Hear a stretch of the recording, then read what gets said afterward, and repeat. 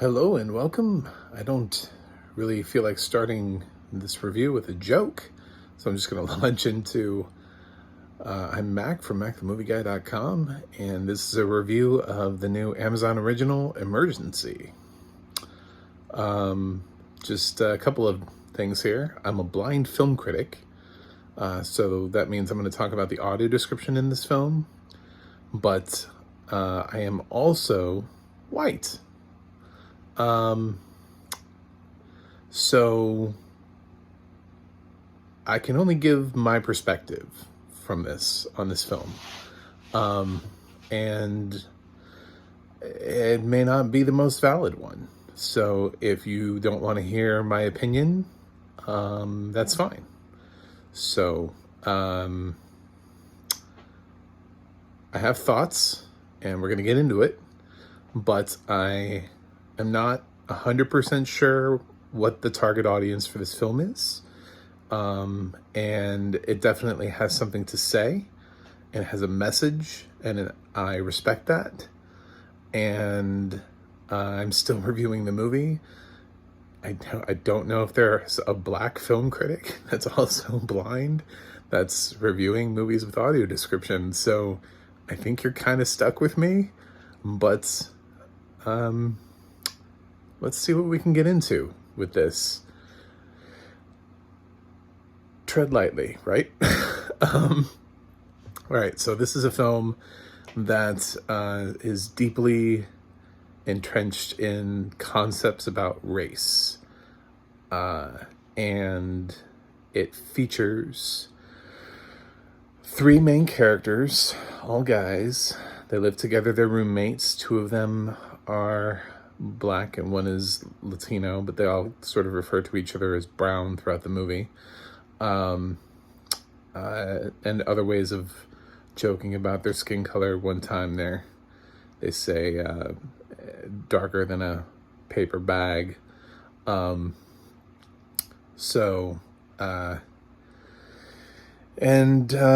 sort of have their different things that they like to do, and they're getting ready for this epic party. One of them is trying to get into Princeton. His parents are doctors. He comes from sort of a different background than the other kids. So they all sort of have a different backstory. The first 15 to 20 minutes establishes these guys, so that way you understand their camaraderie, their background. They're all here in college for a reason. They're not here to just do whatever shenanigans, you know. They're not bad people. They're just regular dudes having a college experience. And all that changes when one time they happen to go home and they walk in and there's an unconscious white girl on the floor of their place. And at first they notice that somebody broke in and they're worried about, like, did anybody take anything? And then they find her on the floor and they're like, what do we do? And there's a lot of talk about how they can't call the cops because, you know, what cops are gonna believe three guys with their skin color and an unconscious white girl in their house. Nobody's gonna believe that an unconscious white girl just randomly broke into their house. You know, they don't have a backstory. They don't even know who she is. She doesn't have anything with her. They don't know how she got there. One of them was actually home but was playing video games with their headphones on. He didn't even hear anything. He didn't even know. So the one with the most medical background makes sure she's still alive, which she is. So then they start trying to figure out, do they call 911 because she could die? Or do they try to drive her to the hospital themselves? You know, and it becomes sort of a series of events. And for a little while, the film kind of plays like a comedy, like a series of unfortunate events. But increasingly, the stakes get more real and the stakes get higher. So this film sort of transcends genre because it starts out as sort of a college frat boy film that evolves a little bit into a comedy with some more serious topics. The guys do crack jokes back and forth at each other. I'm sure it's okay to laugh at some of them in the beginning, when the film still has a lighter tone, but as the film evolves, it gets sort of a darker turn.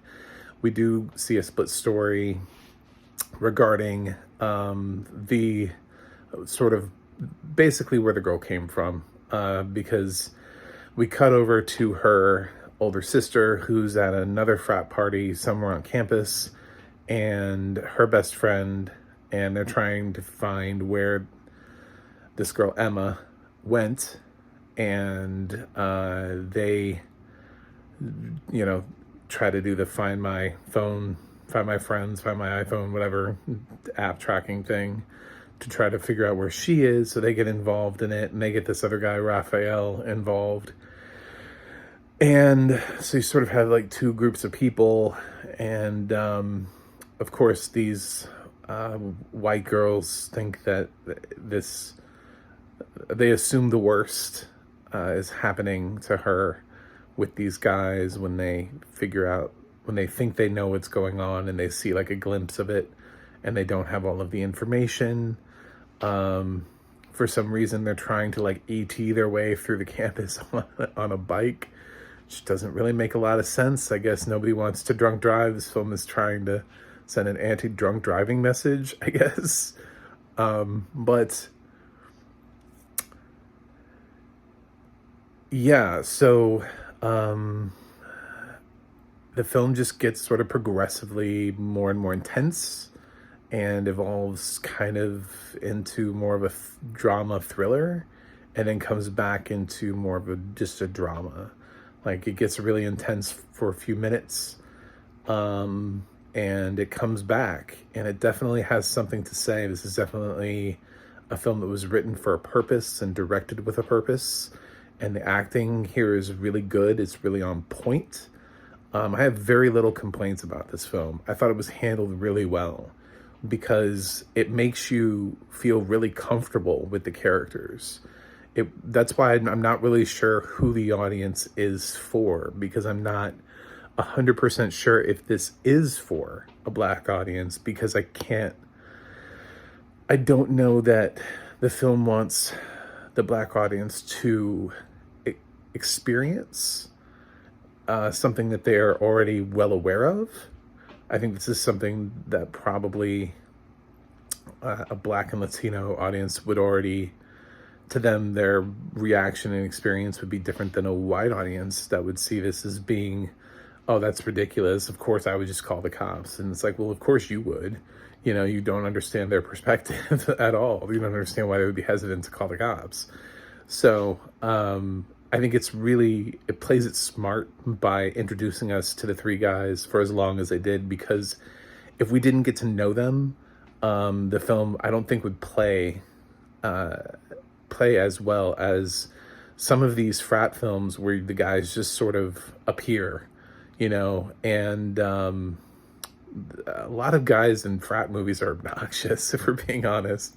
I mean, if you think about all of these types of movies over the years that have revolved around college guys doing dumb stuff, they don't necessarily have the best male protagonists, or the most let's root for these male protagonists.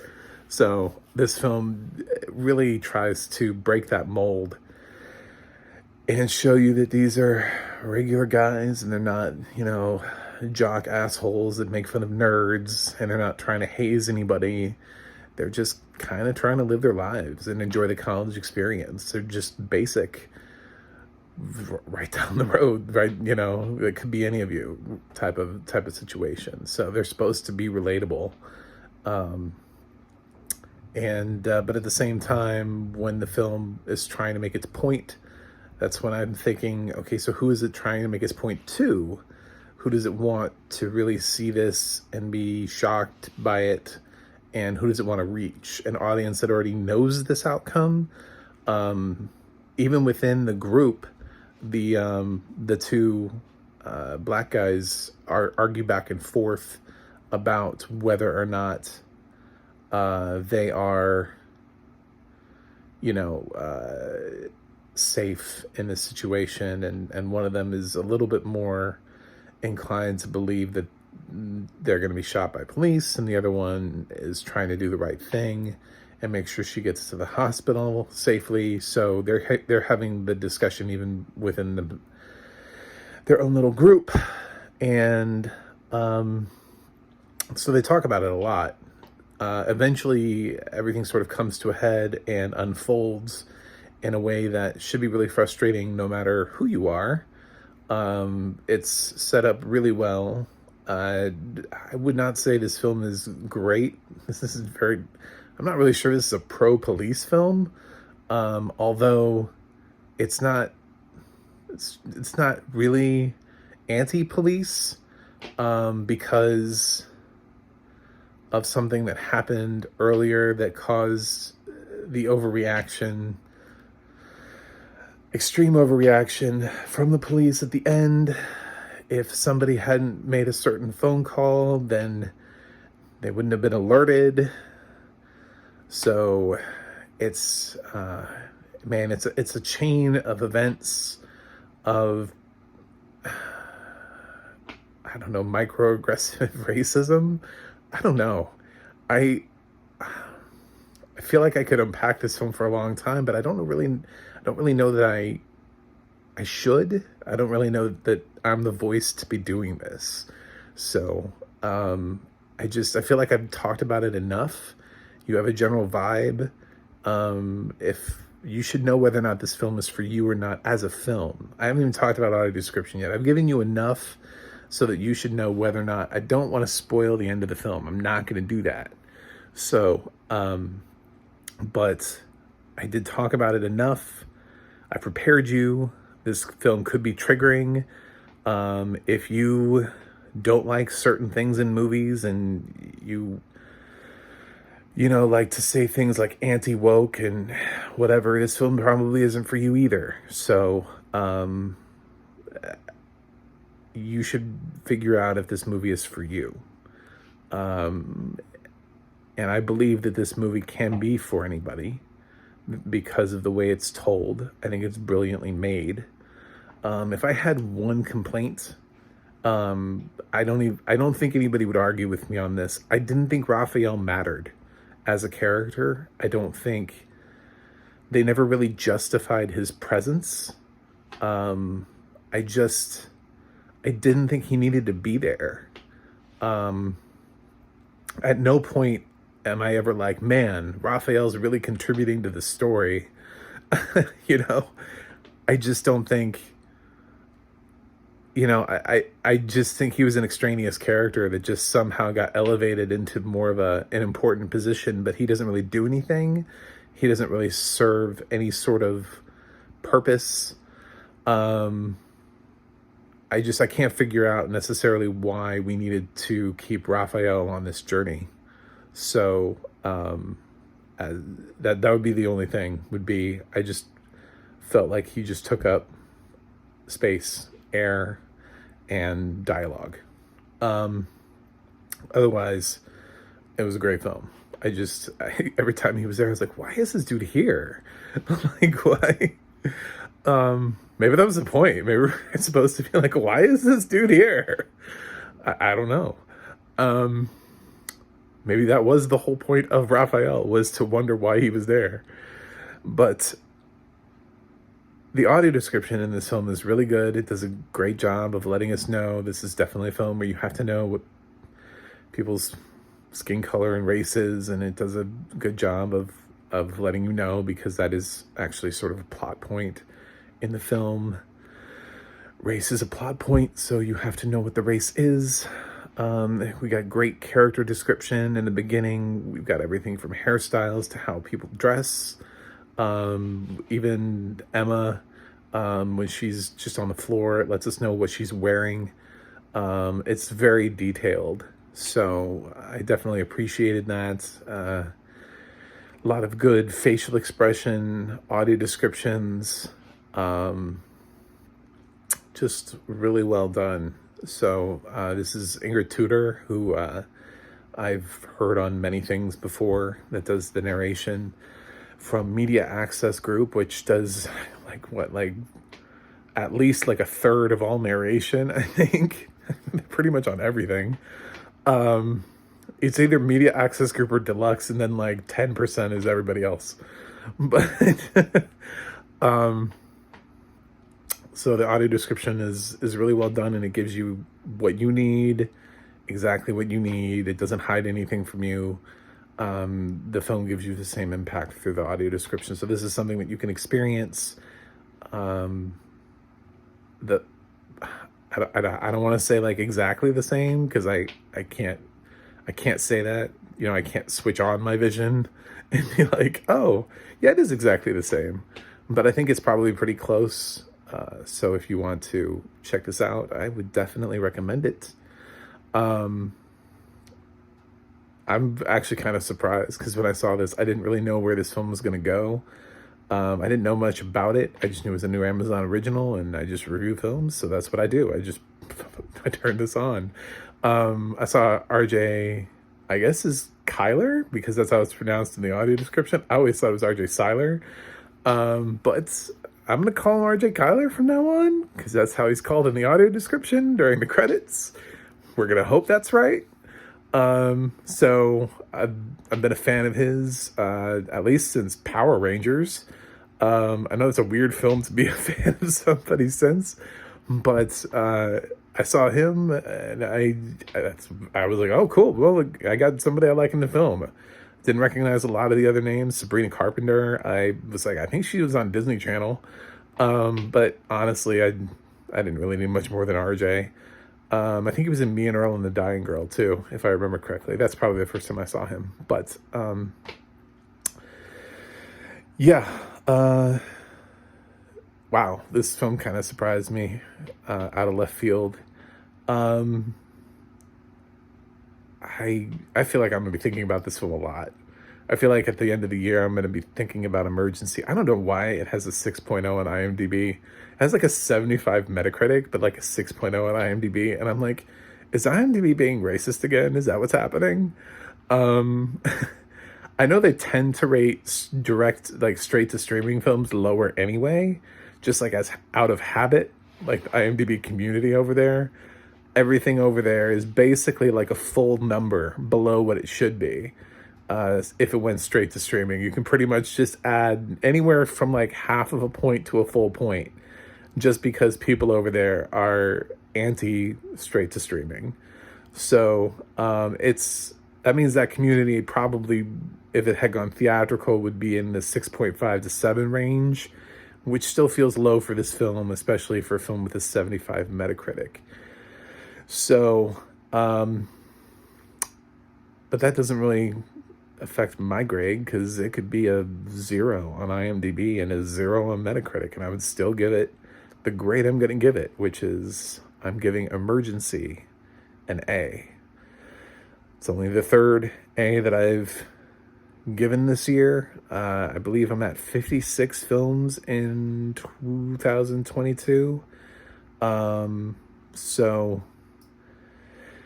yeah, this film got me. It's definitely a film that I didn't see coming, and I'm glad I watched it. And there's a lot to like here.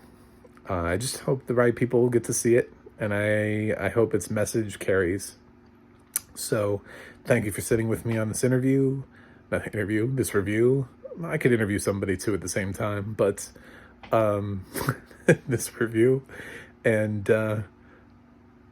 if I'm not the right person to review this, I'm sorry. Like I said, there just aren't like, a ton of people reviewing audio description.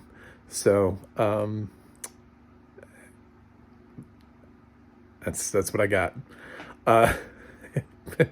Please throw me a like and a subscribe. And you can check out more of my reviews at macthemovieguy.com. And as always, you can use the audio description project to find out what other movies have audio description. And another good reason to check this out is just to let Amazon know, hey, we appreciate it when you hire actual human beings to do audio description instead of that, robotic Terminator voice that they keep putting into films. A lot of their films have robo descriptions. So, hope you enjoy Emergency. I don't know if that's the right word. I don't know that you enjoy Emergency. I hope you watch it. That's what I'll say. I hope you watch it. Give it a chance. And let me know what you think. Thanks, and see you next time.